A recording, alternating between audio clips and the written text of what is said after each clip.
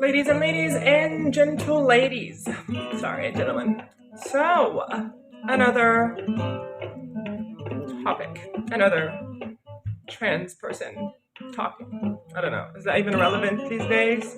I'm just seeing that the hate has been expanding towards someone. I saw a video about how people in Spain in 2005 were like going out in protest, showing their signs, walking in groups against gay marriage. The same things they were saying. We need to protect our children. We need to protect the families from the gays. Eventually, it doesn't make sense. It doesn't make sense. Now, Spain did legalize it in this year, 2025, no, 2005, and we still have it, and people now have a completely different view of this. Doesn't mean everyone agrees with what's happening. It just means that people pretty much realize that no, there was not much of a problem. Is this going to be the same thing for trans ladies and trans men? Probably. It's going to take a while. It's always rejected first. It just hit me at a really, really, really bad time, I guess. Why? The transition hit me in a very sensitive moment of trans rights, right? I think what being trans has taught me as a person so far is that regardless of your gender, people would treat you better if you're pretty, right? This could be different if you're like a pretty man, because men still have issues with men being pretty. So if other men find some men attractive, that makes them feel like they're gay, and that's a problem. So now they have to go fix that problem by eliminating you, the threat, instead of realizing that they are maybe attracted to feminine energy. Now, do I think if you're attracted to a man who's femboy or who's feminine, that makes you gay automatically? No, no, I don't. Because what I'm realizing right now is that people are attracted to your energy, meaning if you're representing a very dominant, very, let's say, controlling, very independent energy, then someone would be attracted to you for those certain traits. And if you're playful, if you're bubbly, if you're, make fun of things all the time, then you're also going to attract different people. If you're cute and pretty and soft, then you're going to attract different people. So it's not like the masculine traits are 1, 2, 3, and the feminine traits are 1, 2, 3. But in the masculine and feminine binaries, there are certain groups of traits. But then you will find other traits also going on the other side. So what I'm realizing right now is that I might not be a woman and a biological, let's say, cis woman, because even though I'm transitioning, my body is still taking its time to do its magic thingies, right? Well, because I still have like massive issues with my shoulders and arms. Like I don't know what. I mean, you cannot see it now. But if I do this, look at this. This is huge. It's not muscle really, but it's not like empty. Also, I've been bloated for a while. I'm not sure why. But also, I'm having, I know why this is happening. I'm having like water retention around my leg area. Like my legs look like I'm pregnant, honestly. It's because I don't have air conditioning. It's broken. I do have one, but it's broken. So my body is, and I'm sitting down, literally sitting here working at least 7, 8 hours every single day. And then if I'm not sitting here, I'm laying down on that couch. So that's not helpful either. So I would like ask ChatGPT about all this crap. I'm like, okay, I'm taking hormones, changing my hormones doses, and I think everything's fine. But I don't have AC, and I'm sitting working all the time. And I was on hormones before, and I did not have this issue. Why now? And I started realizing it's a mix of all three, honestly. So it's like your estrogen might be a bit high. Your the heat in your body is also interacting with your thinning of blood because of estrogen, and then you're also having the non-movement scenario, like you sitting down in a warm temperature. the blood is not going to your legs, because my arms are kind of fine, right? I don't know. Eventually, it was just a problem of me sitting down in a very, very, very, very, very hot environment. We're trying to get this fixed.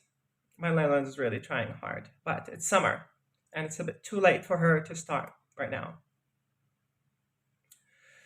But I try to maximize my bottom part. Let me show you.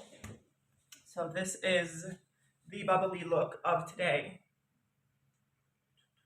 Right, like I don't look too bad if I wear like loose things over here, but I need to wear also like very, see, and this is my issue right here. What is this?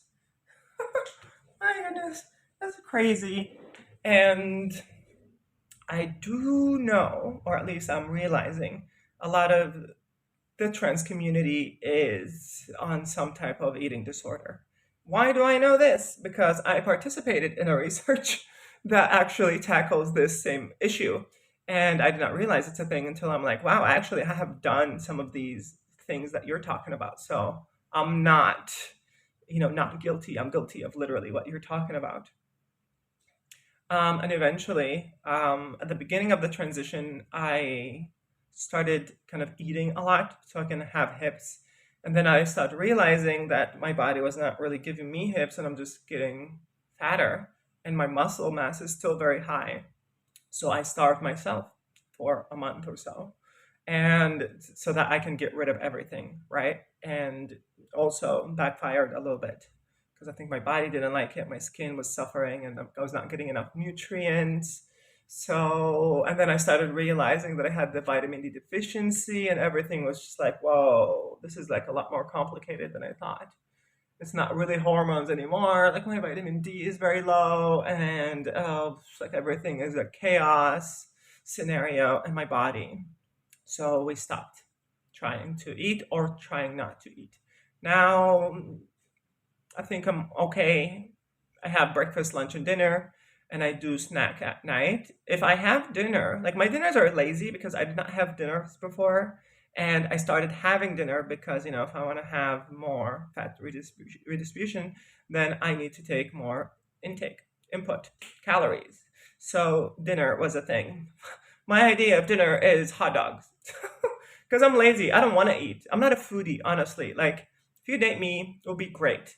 I'm not going to be grumpy and like, let's eat, I'm hungry. I'll be like, okay, I'm hungry, let's get anything.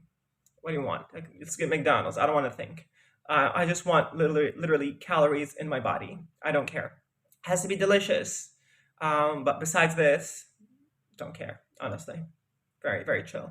Um, so, and I cannot have like bean-based diets. I have like body, was it blood issues? I have something called G6PD. So if you're a vegetarian or a vegan, it doesn't work for everyone. Why? Especially people from Central North Africa, Middle East. Many of our type have issues with digesting bean products, and that would give us pretty much anemia if we do it in excess. So I avoid those. So I cannot even eat hummus. I cannot eat peanuts because peanuts are also types of bean. And I did not know about this until I start realizing shit. Like, yeah, I cannot really just go crazy. Now, do not starve yourself. Do not overeat. Um, I guess do a bit of both, but not to an extreme extent, right? So now I'm realizing like me fixing my vitamin D definitely gave me a bit more of a body change. I'm definitely feeling more bloated. I don't know if that's like muscle or fat or just gases. My thighs are definitely changing, right? I'm seeing a bit more of a downward curve. I also changed my posture in some way, so I don't know if this is relevant in any way possible. Besides this, just eat normal, eat healthy-ish, but eat normal. Like this starving yourself, which I'm talking about because I'm thinking about it now, like because I hate my shoulders. So what do? I'm thinking like I'm just gonna have to starve myself to lose all muscle. Am I gonna starve myself to lose all muscle? I can't tell you. Probably gonna happen. sooner or later, if things do not change, yeah, I'm gonna make them change. And it's not really, it's not what I want, but it's kind of what I need at this point because if I go outside, I'm already tall, and I'm like, okay, I'm tall, but like I don't want to be tall and muscular and bulky. My body's a bit more rounder now, like instead of being, like very fine cut muscle. But still, like this area is just, I don't know why. And I think things are changing. So it's going to take a while. So I'm not going to do anything for a while until we figure this out. But also, if you wear certain type of clothes to hide these areas, that's why like recently I've been wearing a lot of loose clothes. Today in Seville it's going to be 40 degrees. I'm going to go out for a little bit. And like by 3 or 4 p.m., I'm either going to find a place with air conditioning or I'm going to find a place that's called home and just hang out here. Um, yeah, it's too hot, and I usually take myself out. Everything is kind of closed because also the people who run the show are on vacation or go on vacation. So there's not going to be much open for me to enjoy. But I'm definitely realizing there is a correlation between how I see myself and how people see me. And that means when I don't see myself as pretty, I think people also see me as like, ooh, I can tell you're trans and not like the cute one. And if I do see myself as pretty, like today, like I kind of put some effort to reduce my top heavy by using these flares to kind of make the bottom heavier. And that makes me feel pretty. And then I do my hair and makeup a little bit and have this cute scarf. Right? It's cute. And that makes me feel good because I feel pretty. I'm not trying to get anyone to date me. I'm not trying to have people treat me differently. I want to see me in a good way so that I do not hate me and have a nervous breakdown. Like yesterday, for some reason, I don't know why, I woke up sad. I think there's something to do with the dream I had. I had like a semi sexy dream, and yeah, it kind of disturbed me because there was some penetration, and yeah, yeah. And then also, like, I don't know. I'm just kind of trying to find if these were reasons because I was just kind of looking for reasons to be sad because I was already sad. I woke up sad. And then I start digging. I'm like, oh, maybe it's this one. Oh, maybe it's this one. Maybe it's this one.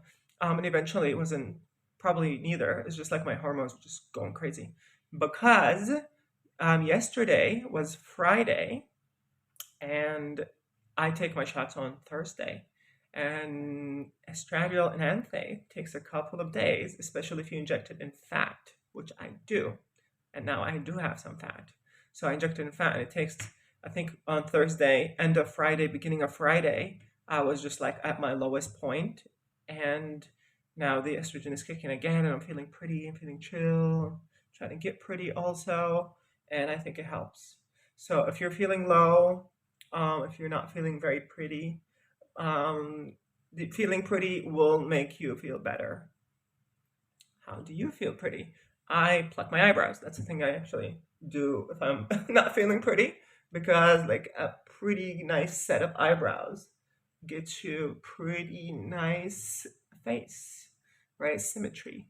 If hair start growing, then yeah, it's like we can see it's not really taken care of. It's like a beard. Like if a man has a beard and they're not really shaving it or trimming the parts well, then you'll have this like patches of hair growing randomly, and this is not attractive. Like your beard has to be shaped so that it gives you that massive jaw or just like a nice cut face that's symmetrical. If you let it just roam free, then you look like, chaos. Some people like it, not me. I'm a bit square. I like things to be clean, cut, perfect in a way. Tidy. Tidy is good. Tidy, good word. So that's me. And that's why, like, I'm not really happy with this part. You see this? Why is this higher than this part? Why can't you both just be friends? Like, why don't you just cooperate? Work together. Um, Society will treat you better if you're pretty, whether you're a guy or a girl. But the issue is, if you're a masculine looking person, meaning you have upper body muscle and you have a beard, and then you're wearing feminine things, or you're trying to look, not even look, just wear feminine things, that does not match their image of what is pretty. So they will reject that. So, like gay men who are masculine with beards and they act girly, they get rejected because they're like, no, you look masculine. You look like me. You should act like me. If I'm a man, you're a man, then we do the same things.